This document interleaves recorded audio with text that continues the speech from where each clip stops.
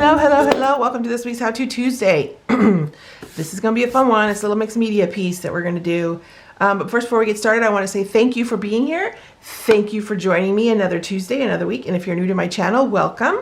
It's a channel filled with all kinds of inspiration, with mixed media to abstract to all different types of mediums and tools, and I like to get into the nitty-gritty of everything. So I'm welcome. I'm so glad you're here. So happy we found each other. And also for my people that have been here, my peeps that have been here every week, thank you, thank you, thank you. If you are someone who is enjoying my How To Tuesdays and like what you're seeing, please like and subscribe and click that bell. Also, take a chance, take a minute. I would love for you to join me over on Patreon.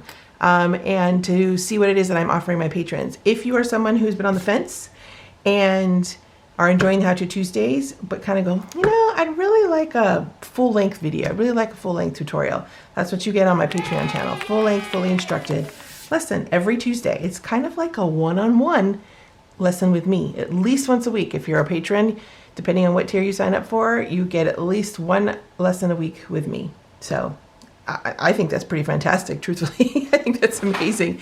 And I thoroughly, thoroughly, thoroughly love what I do. And I think it comes across. So thank you. I would appreciate it. I'd be grateful. Okay, let's get into what it is that we're going to use today. I said it was going to be a mixed media piece. First and foremost, this is Fabriano, 140-pound Fabriano hot press watercolor paper. My fave watercolor paper. Hot press watercolor paper means it's smooth, it doesn't have a texture. I prefer the smooth myself, and it works really well with mixed media work when you put on paints and glues and papers and stuff.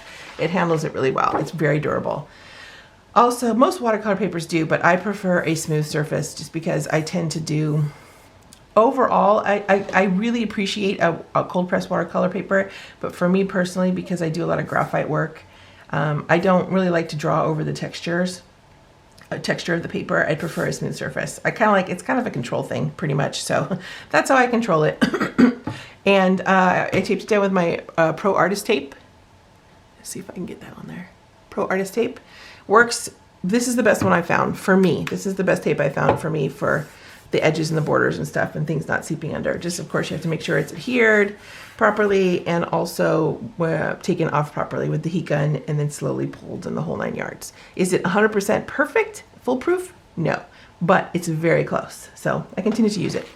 The extra ephemera, I always mess that word up, you guys. Ephemera, I have to think about it as I'm saying it and like spell it, phonetically spell it in my head. I just grabbed a few things. It's so easy to grab a mound of stuff because I have like this feel. I have quite a lot of this stuff because I love the vintage. I love the old book pages and old papers and the old used, like lovingly worn bits. And I have a ton, but I limited myself because then I get a little overwhelmed. So I just grabbed a few things and I don't know if I'll use all of them, but just a book page, some crinkled up craft paper. This is a really cool texture, especially if you do, I don't know if we will today, but if you do any kind of painting over it, you can do some dry brush and pull that texture forward. These are some old tea bags that dry and then just opened up.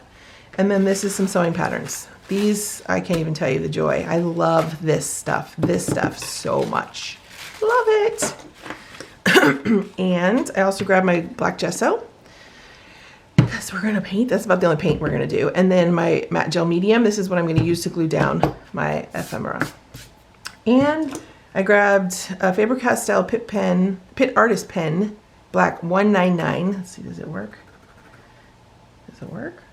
I always forget sometimes to test. Yeah, it works. Because I'll probably do a little bit of writing in there. And I also grabbed this is my Murado Black Warrior HB2. And then this is my Graph Gear 1000 0.3 by Pentel, my favorite pencil.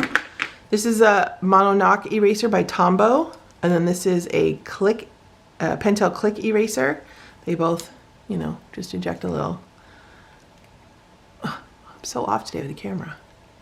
And then my blending stump. This one I make sure is for my graphite, not my charcoal, because charcoal, once it hits the paper, it doesn't blend like a graphite. So I try not to mix up my blending stumps.